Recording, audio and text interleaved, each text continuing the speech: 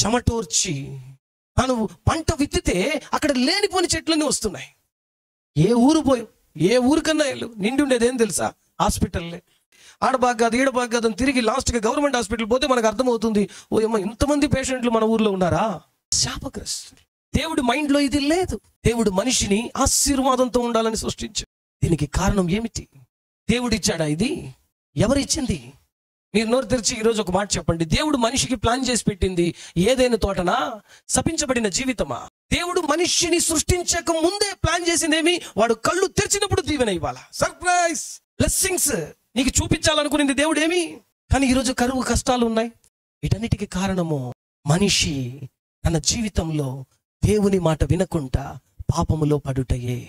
పాపములో పడటం వలన అన్ని శ్రమలు మనిషికి వచ్చేసాయి. చిత్రం ఏం తెలుసా? వాని కోసం సృష్టించిన ఏదేని తోటలో వాడే పోకూడదు. ఇప్పుడు